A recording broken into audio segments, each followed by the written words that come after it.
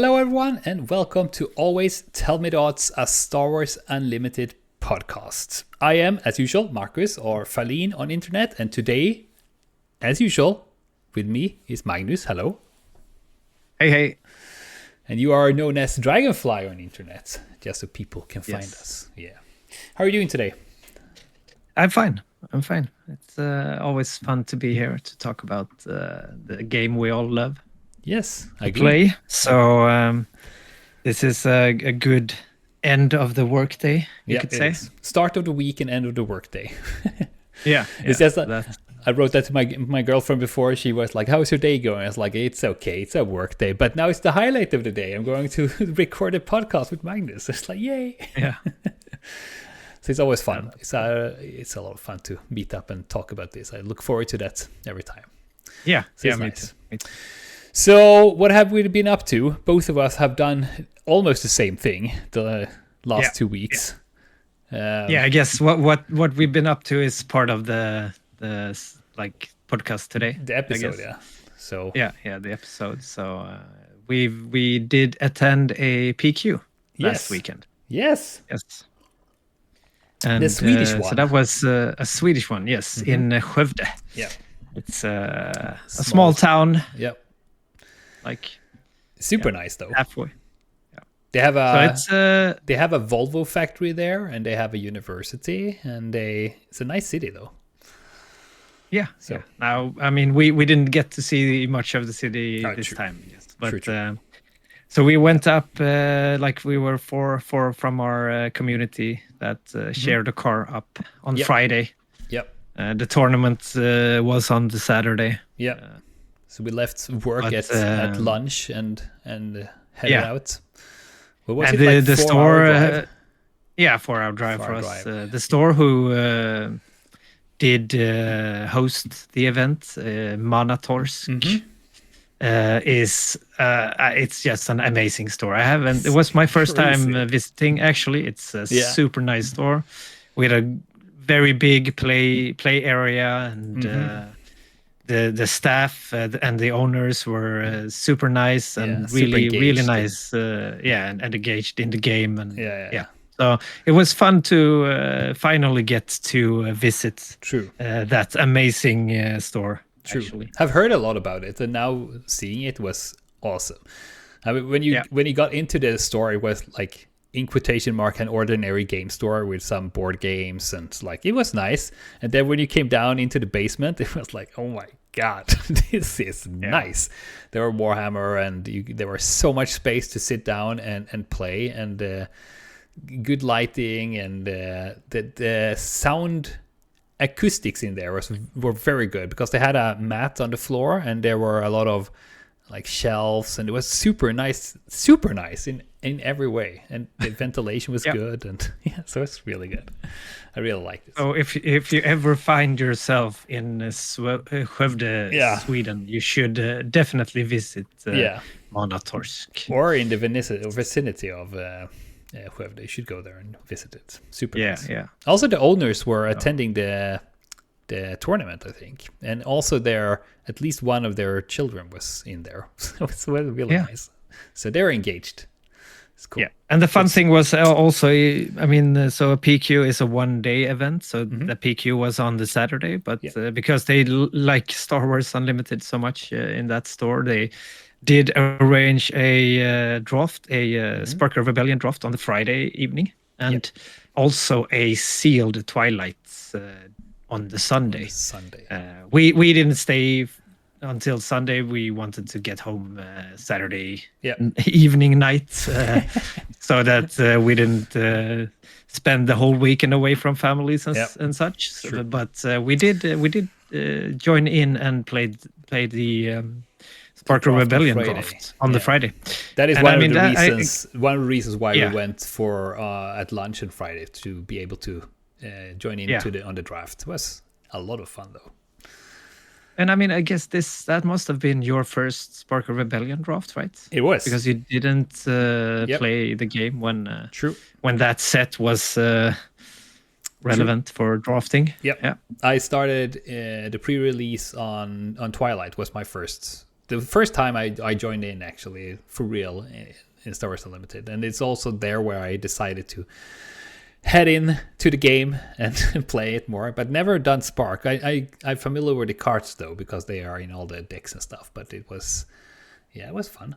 It's a lot of fun. So how did you do what did you draft, and so how did it go in the draft? Yeah, I played Grand, what is it called? Grand Admiral Moff Tarkin? Moff Tarkin. Right? Yeah, Grand Moff Tarkin. Moff Tarkin with red base. And I think I got a fairly good deck, and I don't remember how it did. I mean, I lost. How many games did we play? 4?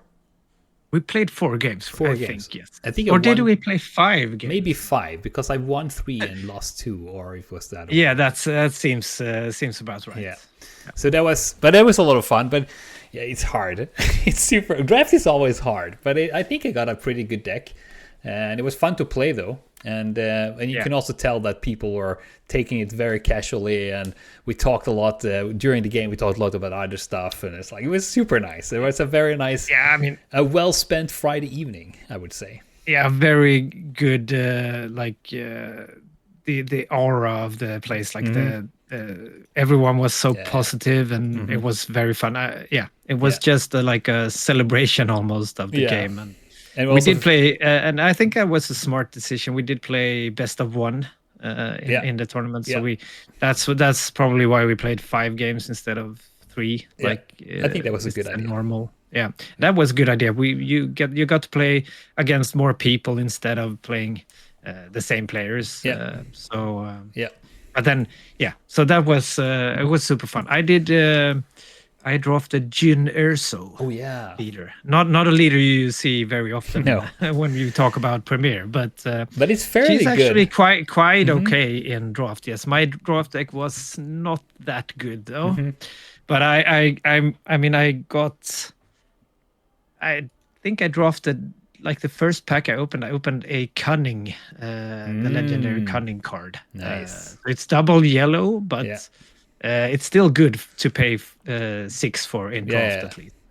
So I was very tempted to go into yellow from the start, and then I think it's like the second pack or something. I got someone passed me a Ewing reinforcements, the green white one. So I was and that feels like a very good card in draft. Really just go and get like multiple units. So I from there I almost like already decided maybe, and then the only hero leader I had was Jyn. So all right. But maybe it wasn't the best decision I made, because the deck didn't end up super good, but it was very fun to play. I think also I don't remember if I think I won 3 and lost 2, but I could have been the reverse actually. Yeah, that's what I don't remember. Yeah, it could have been that I won 2 and lost 3. I really tried to think about it, but I can't remember how it went. I don't even know what that I was up against. Yeah, and I mean that also just shows how much it was just a fun event to just play some games, and it really didn't matter if you win or lose in that. True, but event. it was actually I played. Now when you say it, I played Jyn Erso at one draft we did in one of the games. In one of our draft we did in a local community, because we did one of those chaos drafts where we had Spartan Rebellion, Shadows, and Twilight, and I picked her, and it worked really well. Her ability is probably not as good in Premiere, but in draft it's pretty good actually. It can work well. She has the ability to you attack with a unit, and the opponent's unit get -1, -0 for the attack, so you can trade your units into theirs without dying and such. So that can be quite good actually. And also weaker units against stronger units and so on. So it's like really nice. But it's fun. You played a hero and I played villain. It's like the opposite of what we usually do. But I opened Moff very early. Like I think it was, or I opened it. I got him from the start, and I kind of directly decided to have him, because I know everyone tells that's a good sealed leader. So I was like, okay, let's go with that one. So, and also I don't play villainy otherwise. So I try to do that when I do drafting or sealed, just because it's fun to try out those leaders too. Yeah, that's the same for me. It's fun to play the hero side sometimes when drafting or sealed. So and yeah, as if I remember correctly, when I played quite a lot of Spark drafts in the beginning of the game, and Grand Moff Tarkin was one of the. If you could get a lot of Imperial units in the draft, then he can be really good in that situation. I think, and actually, of course, don't forget you can if you have the luck to open a Boba leader. He's not suspended in draft, so there were. I think everyone who opened a Boba probably played the Boba. Now I remember, because the last game I played against a Boba, and he was like, I don't know. If I had no chance. It was like, you can just play the game yourself, because it's like this. In that game, I understood why they banned him, because it was impossible to play against him. Yeah, but it was also I actually opened a Vigilance. I don't have any Vigilance, and I opened one of those, and I was happy for that, because I like that card a lot. And also this was so annoying, because the day before, or 2 days before we went up there, I got a bunch of cards that I ordered on Card Market, because I was about to play another deck when going up there, and then I decided just in the end not to. So I ordered a bunch of cards that I end up not using. But I ordered You're My Only Hope, one of those, because I only had 2 of them. Then during the draft, I got 2 of those cards. So I was like, of course, damn! So now I have 5 of them instead of 2. It's like it feels like a classic. Yeah, super annoying. But now I have them, and I like that. So yeah, why not? All right. Yes. So yeah, that was Friday. The Friday was. I really like these. That's why we're talking a lot about this tournament, because it was a good example of going up a few people in a car 4-hour drive. Maybe it doesn't sound like a super fun thing to do, but I really like to just sit and discuss. We talked a lot about the game, and also, of course, other things, not just the game. And that experience is like one of my favorite things about this. I agree. This hobby, like to go away with friends. For a weekend to play. Of course, the main part is probably to play a tournament, but there is so much more to going away than just playing that tournament. And it was nice because so when we came up, we checked into our hotel, and then we got out, had a burger and a beer with some other players there, and then we went to the draft. And then after the draft, we went to the hotel. Then in the lobby, we were having more beer, and 2 of us not you and me, but the other 2, they were setting up and started to play the game. And so, are we having those decks for the next day, or starting to discuss and try out? And it was a lot of fun. So yeah. So that was that Friday was a super fun day, actually. Very nice. And then we got to the tournament on the Saturday. And it was 70 people. Am I right? 67, I think 67? It was 67. Yeah, and I think the tournament says 67, but I think there was one like that didn't show up. Yeah, or something. I think so too, because there were no buys, so it must be 66 then. Yeah, but something like that. So 66 or 67, something like people that, were for sure. Yeah. So we had 7 rounds of Swiss, right? 7 rounds of Swiss, yes. Yeah, that's correct, and then a top 8 cut. Yeah. Yes, that is quite a lot. Yeah, I never played that many games in a row. It was like, in the end, I was so tired.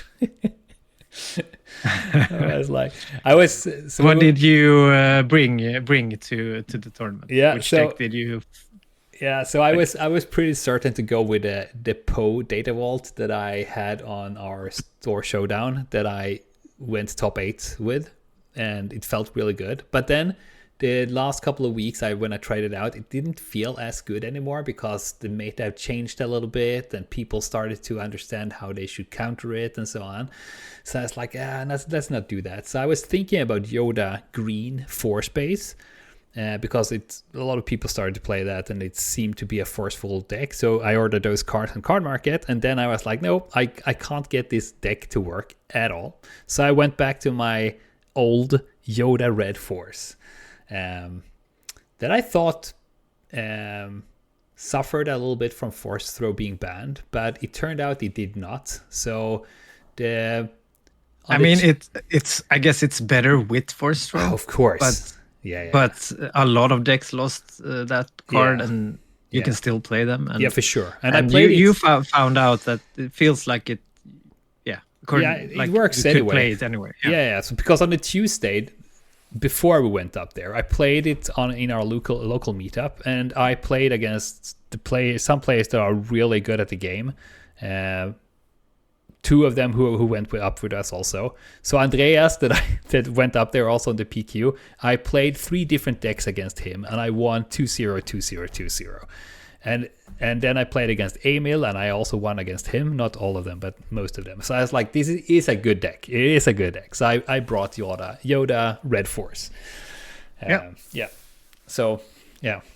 So, how did your day go? Yeah, so So, like, to summarize it all, I had the margins against me because, very much so. I did some mistakes, and I am new at the game still, but I actually feel that I had the margins against me. I started out with a Yoda Data Vault, so a Yoda Mirror. So that was like, when we sat down, I was like, oh, okay, this will be a grind. But so I won the first game there. He won the second one, and then we didn't have time to even start the third one. So that was a draw. So that was what I was starting with.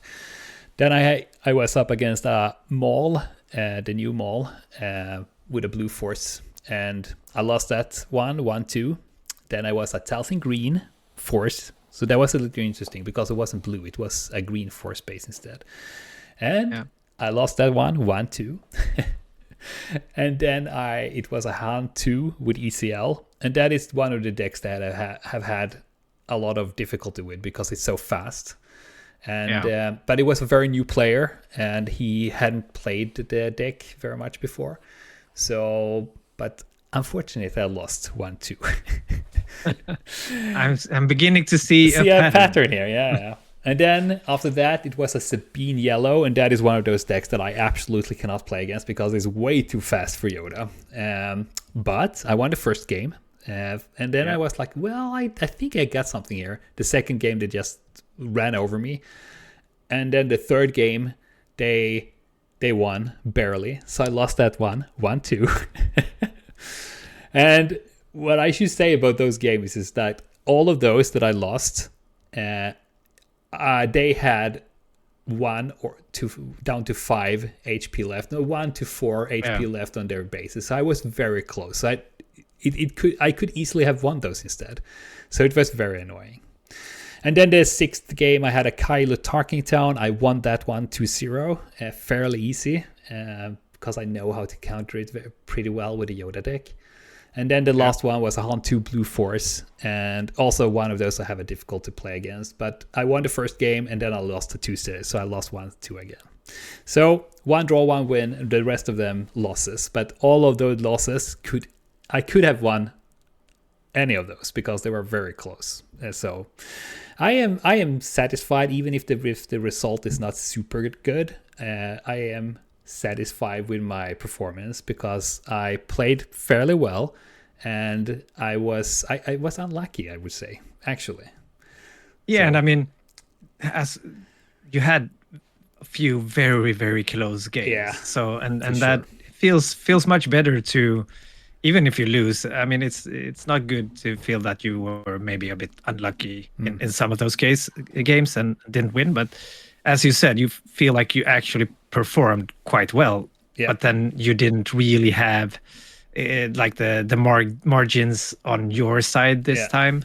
And that's card games. That's it could be that sometimes. I mean, it's still much better to feel like this than to feel like you didn't have a chance in any of those games. Sure. Just lose 2-0 every game. Then you like start to question what am I doing? For sure. But because I could easily have gone like 4-3 or 5-2 on this because it was very, very close, all of them. So it feels good. I also know that the deck is good, because for when we went to the PQ in Odense, I went with the Ray 5, the new Ray, and I was like, I know this is not the best deck, but it's fun to play, and I'm okay with that. But I know that Yoda is a good deck, and also even after this PQ, I know that the Yoda Red Force is a good deck still. So, yeah. So I'm satisfied, but it's a little bit unfortunate. I was a little bit bummed that I didn't perform better, stat wise. But hey, it's it's a game, and sometimes you just have the margins against you for sure. Yeah, and I mean it's still improvement from like the last PQ, right? For sure. The Odense PQ, you didn't feel like this at all after that. No. You had that. You had a chance in every game. Yeah, it was close games every game, and that. That actually does a lot for you as a player as well, and it shows that you played this deck quite a lot as well, right? And so it shows that it pays off to play your deck. To get used to it. I think that is one a take home that I have with this Yoda Red. I think that is something I've learned. That is even if it's not the best deck in the meta, since I've played it a lot now, I'm starting to know how to counter different decks and what happens with my deck. And if I get these card combinations, I can do this. And I know the tools in the deck. And so I'm starting to really see that the consistency of playing a deck is way more important than just taking the best deck at the moment. At least for me, it is like that. Yeah. And I mean, now we didn't face in the tournament, but we did play... before the tournament, I played my Palpatine Cunning deck, and that's quite a rough matchup for Yoda. Yeah. But I've also noticed. I mean, we've had a lot more close games now than when you started playing it. Then you almost felt like you didn't have a chance. But I do remember that the last time we played, you were like, oh, that was close. You were really close to winning the game, and it really pays off to play your deck and learn what you're supposed to do against different type of leaders and decks. For sure. So it's all in all, quite a good. Like you played a lot of games. At least you played 3 games in every matchup. Yeah, I did. I played 3 games in every matchup, except for the first one because not the first one but it went to time, so it was full time. Yeah, but that was also a thing that I thought about when going up there. I was like, should I really take a Yoda because it will be a lot of playing, and I was super tired in my head afterwards. And also, Yoda is not super straightforward because you really need to think all the times with his ability to draw a card and put down a card, and should I put it in at the bottom of the deck or the top of the deck, and now I need to play You're My Only Hope, or should I use the draw a cards, because there's a lot of card drawing in the deck. It's just a lot to think about. And it also has this Ray ability, so if you draw the new Ray card, you deal 2 damage to a unit and 2 damage to a base, and it's super. Yeah, it's a lot to think about. So I was really tired afterwards. Yeah, I can imagine. Yeah, but I need to say that the new Ray card, it's amazing to play with that in the Yoda deck, because in one game I drew her 12 times. So I made what was it? 24 damage on the base and 2. Yeah. It's 2 per. Yeah, it's 2. Yeah, so 24 on the base and 22 on units. It was crazy. When you get that going, it's like it just takes out everything. By just drawing a card. Double draw nice. Her. You do that, you draw a card. Okay, so you put down a card and you draw another card, and it's the same card. It's so good. Yeah, that's amazing. Oh, yeah. And you? How did you go? Yeah. And what did you bring? I did bring my Palpatine Cunning deck. Everybody's shocked. Yeah, everybody's very shocked. I mean, if he's possible to play in the meta, I probably lean towards him. I feel like even more right now, because I know that he's gonna rotate out in March. Yeah. So after that, I can't play him anymore, so I have to make it count now, because I really like the deck. It's so fun to play. Sure. So this time around, I felt like I have a chance to play or to win in most matchups. Maybe I still feel like the Sabine ECL is the absolute worst it's so opponent I can face, but don't feel like she's that popular right now, and the matchup has been getting a bit better with the cards you play in the deck now than before, so it's not as bad. It's still bad, but it's not like it's winnable if you have a bit of quite a bit of luck, and maybe your opponent has some bad luck. And also you have played Palp since like the start of the game, kind of. I remember when we started, you already played it for a very long time, because you started playing that already in set 1, right? You built it's kind of more or less the same deck, isn't it? I mean, like you have to modify of course, cards change, but some of the main staples are the exact same. You played like the Vader, you played reinforcement walkers, sneak attacks. All of those cards are from set 1, so you did play them. And that annoying one that heals. What is really it called? loved that.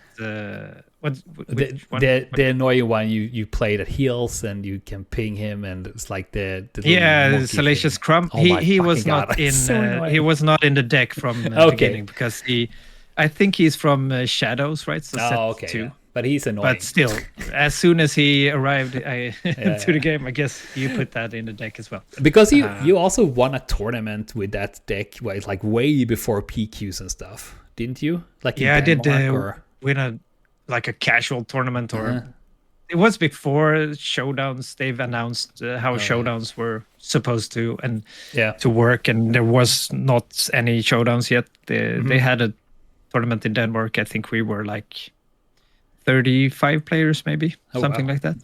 And it was quite fun, because I did play Palpatine Cunning there, and like no one expected him to be good at all at that tournament. Every opponent I faced was like, "Oh, you're playing Palpatine? Okay." Because Flip is 8. I haven't seen that. Yeah, I was still very early in the game, and people were very, like doubted you could play a leader that flipped on 8 if that was good enough, really. So that was quite fun. I did win a tournament with that before. Yeah, that's cool. Quite early in the game, at least. I wouldn't say, I have no idea if I was the first person to do it with. You must have been one of the first, at least. But I know that there were some other people, especially in the States. I know because I followed. I don't know if they won tournaments, but I know there were players on Palpatine at least. So maybe, but I was quite early. Maybe you were the first one who won a tournament with him. Ever. Yeah, you never know. We could be. We can. Yeah, you call me out if you won a tournament super early, and I don't know when this was. Maybe so all you listeners now. So Palpatine, how early did you win a tournament with that? Please comment on Spotify or YouTube and tell us when was the first time you saw Palpatine winning a tournament. So I mean, it's definitely the leader I've played the most in this game. That is safe to say. And probably the combination, the base combination as well, because I've tried out the blue version, but it doesn't really fit my playstyle, I think. And so I always come back to the yellow version because of Change of Heart. It's such a good card with Palpatine. It's really good.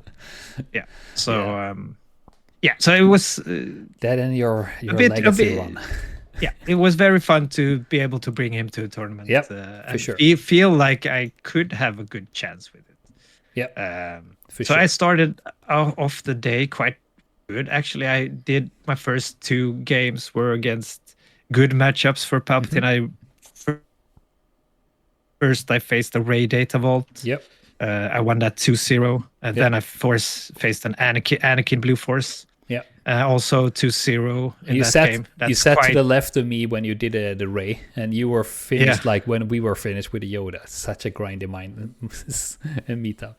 Yeah, I was very grindy, but I did manage to win the second game in just like before time, so it didn't go to 2 time at least. But so that's 2 quite good matchups, and then I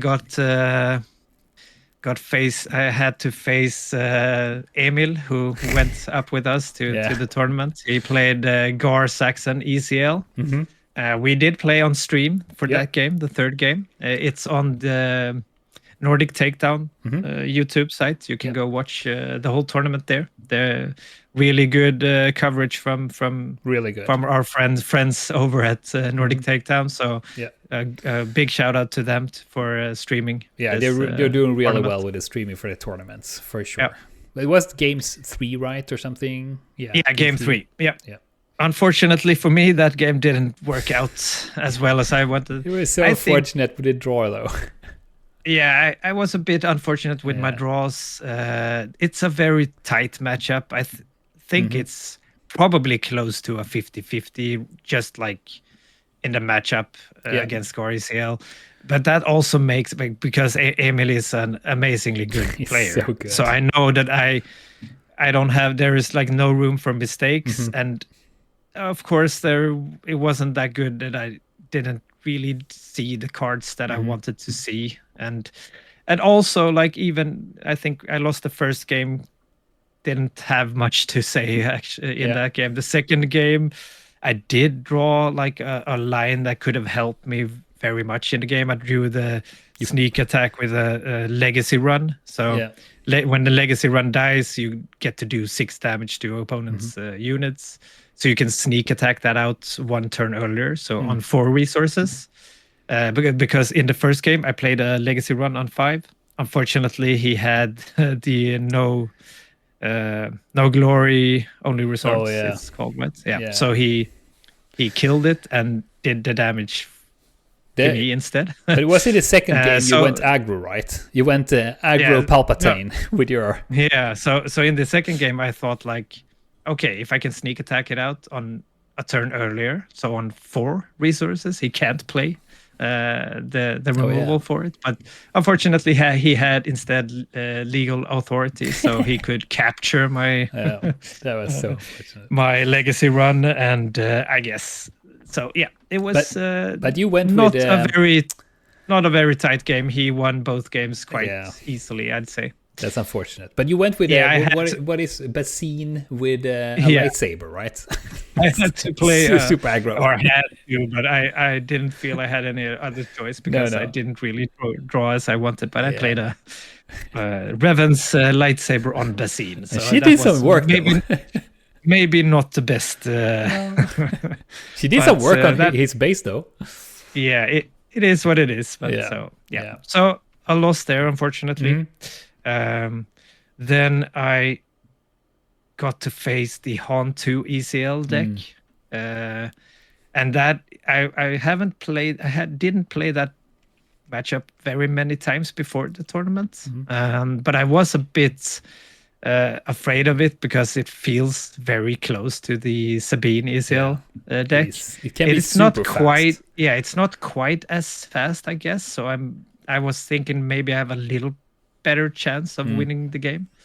And we played 3 games, almost went to time actually. And all 3 games were super tight. I think like the first game I won when I had 1 health left on my base. Oh wow. The second game he won when he had 1 health left on his base. And then the third game I did win with a bit more margins, but it was still a very close game. So that sounds like my games.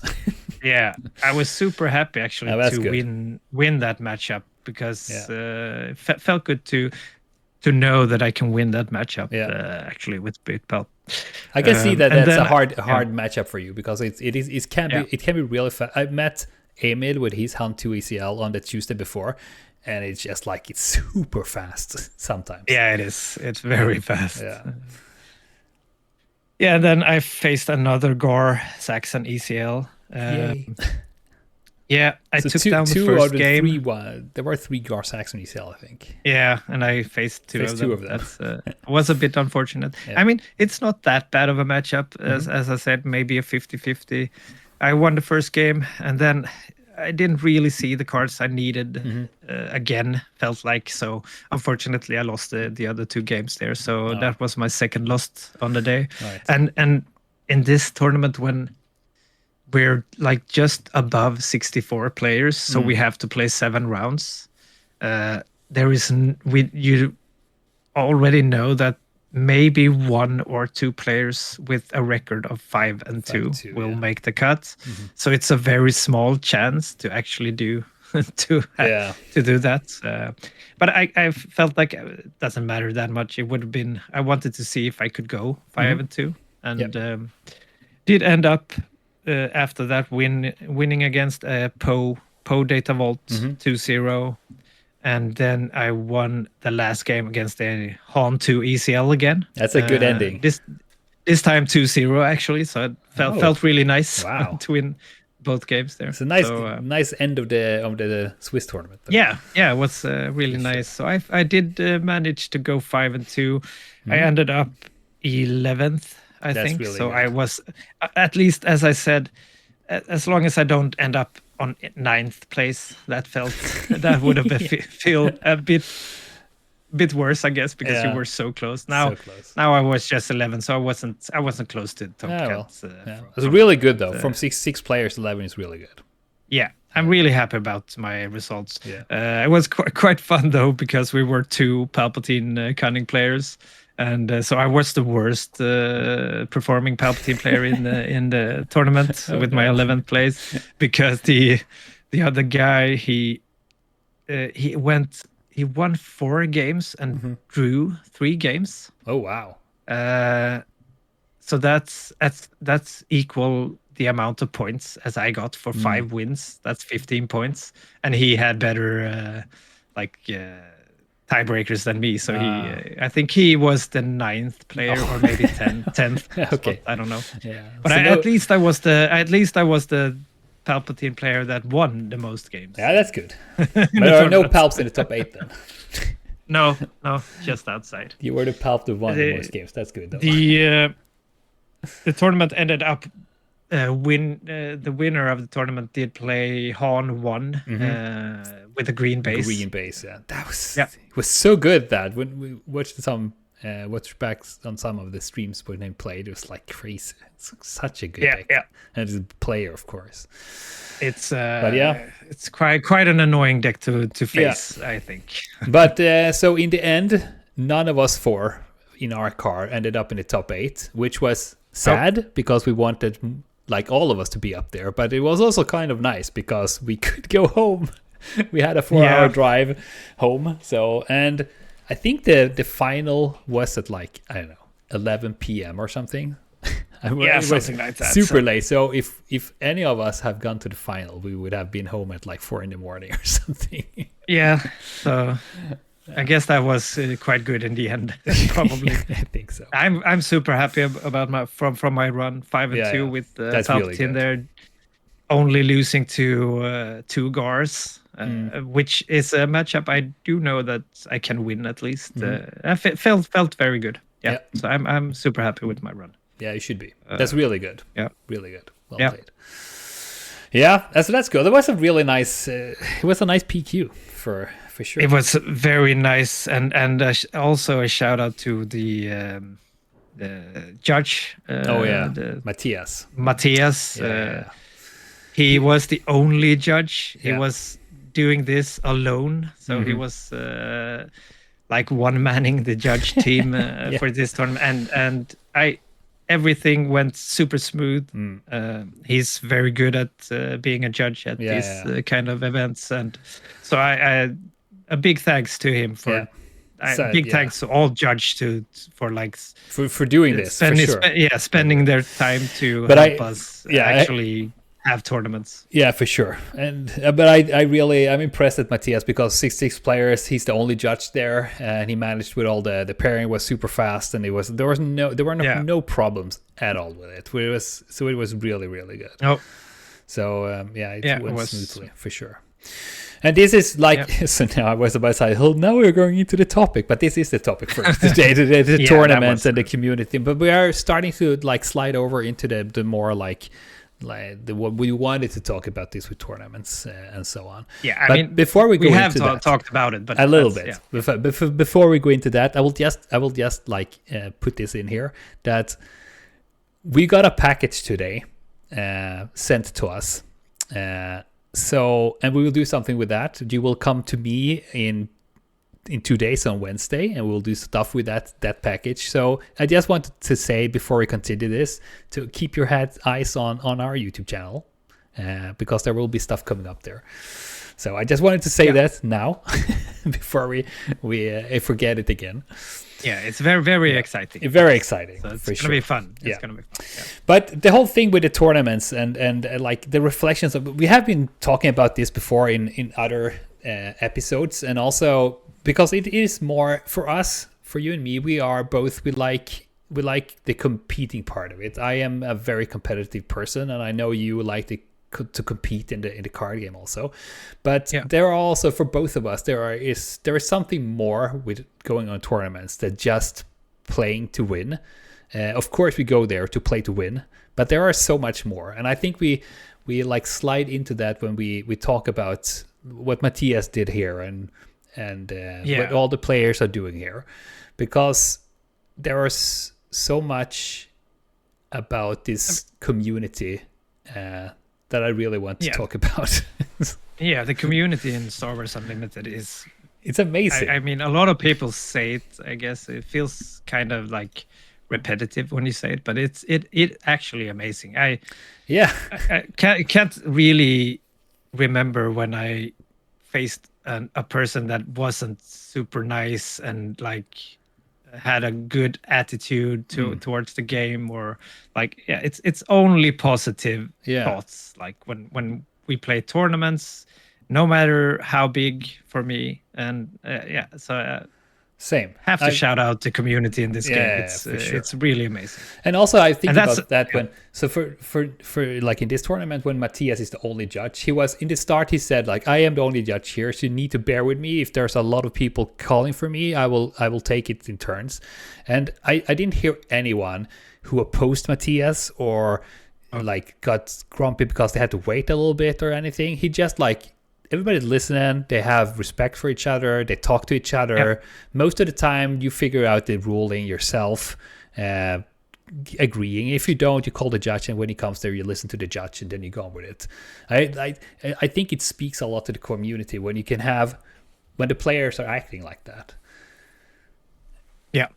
And I mean, this is what we wanted to highlight a lot, especially for new players that maybe haven't tried out to go away, like especially like to travel to a tournament. Next week, I'm going to the sector qualifier in Munich. And that even gets to become even, of course, a bigger investment. Of course, it costs more money because I'm going to be away Friday to Monday that weekend. But also it gives you so much more than just playing a tournament in Star Wars Unlimited.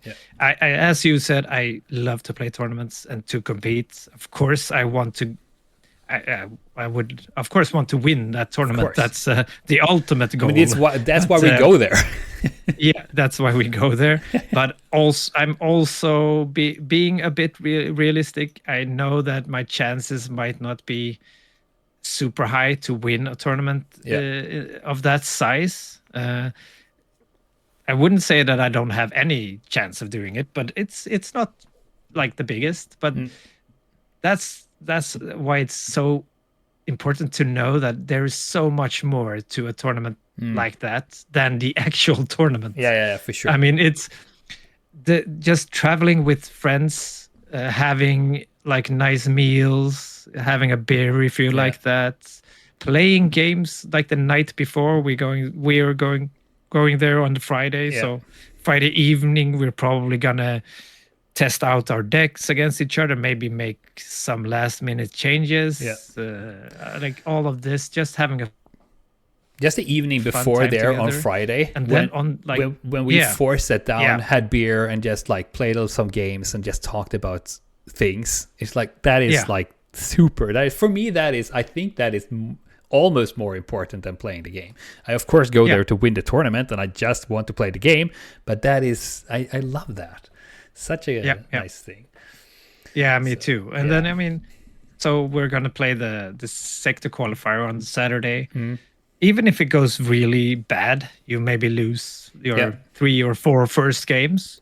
The thing about a tournament like that is you can just drop out of the main tournament, and there is so much more to play. You can play Twin Suns, you can play Draft, you can play Premiere, you can play a lot of different other side events, and just to have fun, or try to get like tickets to use and get fun stuff from the ticket wall. And for sure, to you get like 2 full days of that. You get both like the whole of Saturday and the whole of Sunday. So even if I don't make it to day 2, I'm really looking forward to, because I've actually already booked a spot in a pre-release on Sunday, for next set on the Sunday. Now, of course, I would rather play the top cut or something in the big tournament at that time. But if I don't go there and do well in the tournament, I know that there's still other stuff to do. So much fun. Anyways. And also, you're in Munich. There will be a Grillteller and beer. So there will be. Like, I mean, that's why I can't recommend more. Like for people that if you think you could enjoy a tournament like this, try it out. Go with your community, with your friends, and try it out at least once. I'd say. And I would also say, like, even if you don't go to SQ, because as you said, the sector qualifier, as you say, it's a like a pretty big investment money-wise to go there. So, but just going to a PQ like we did today, it's of course it's also an investment in money, because it's not for free. But I met some people. I had 2 players that I played against who never played a tournament before. They had played some like local stuff that they had in Manatorsk in Skövde, but they never played a tournament. But they were super chill with that, and I was super chill with that. And they were saying that it was super fun to sit down there, play with other players, and just like talk and get into the community stuff. So even if you're new and never gone there, it's super nice to do that. Or when we went to the PQ in Odense, we had 3 cars going over there. So we were 11 people, I think, who went there and had a really good time together, just playing the game and eating lunch together and just talking about this before preparing. That is also a thing with the tournaments. The preparation for going to the tournament is a lot of fun. So it's much more than just go there and play. It's so much more around it that is really nice to be a part of. The whole preparation, I think, is fun too, to talk about the cards and the decks and like a little bit about what we're going to do there and stuff like that. It's really nice. And also coming back, as I mean, this is my 3rd PQ, I think it is. And I think it's nice to come back. And I met some people that I have met on other PQs and other tournaments. I meet them again and we start talking. There's a guy from Växjö that I started to talk about in when it was the qualifier for Malmö game week, that we had a qualifier tournament in Malmö. I started to talk to him. He had a little bit of a janky deck that was super fun, and we started to talk about that. And then we met again now in Skövde, and we started to talk about it. And he had brewed up a new deck, and it was really nice. And we started to talk a little bit on Discord, and it's like super nice to get to know those people. So yeah, it's fun. Tournament is the shit. It's extremely fun. So I really recommend everyone to try it out for sure. Once. Yeah, to see if it's for you. Yeah, and also try to get, if you are more like experienced, try to get new players to join in and come with you, because and take care of them and help them, because it is a little bit daunting the first time to go there. There's new people, there's a lot of good players there, but they're cool people. So if you're more experienced, it's a very friendly community. It is. So it is usually not a problem. Yeah. I mean, I've been in a lot of gaming communities. Everything from, I competed a little bit in Counter-Strike before, and I played other games, and it's like there's always these good communities, but there's always some people that are super annoying and sometimes get a little bit too competitive in some games. But this is this is competitive. We shouldn't say anything else, because it is competitive. But everyone is so nice about it, really nice about it. So but I agree. And also, I think I just thought about this, when you play very experienced players that are very serious about the game, it's like it is okay because as me, I'm new to this game and I don't have too many hopes going to a tournament like that. But I wanted to do better than I did, like stat-wise. And it is okay to be disappointed and be like a little bit like, of course, grumpy for yourself. But then like put that to the side and continue with games, because it's part of nature to be disappointed, of course. Yeah. So, but yeah, of course. I guess I'm almost like, if you don't get disappointed, then maybe you don't care that much about true. Like competing. So of course you'll get disappointed if you don't do as well as you hoped, or maybe thought. So that's, but just remember that there is so much more to the game than just doing well in these kind of tournaments.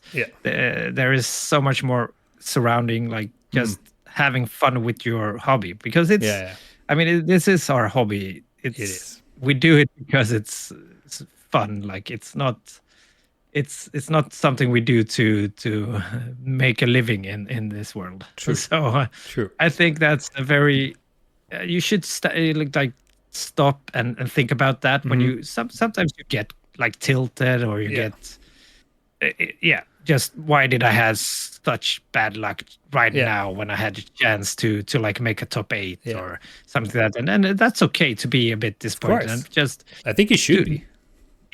But don't forget that you're doing it because it's fun, and that was just put that tournament behind you. Go play some side events if it's a big tournament where you can do that, or if it's a PQ, just don't think more about that. Go out with your friends, have a nice meal, or like with your spouse, or and talk to the other people who screwed up or whatever. Have a cola together or a coffee, and start planning what you're gonna play in the next event or tournament.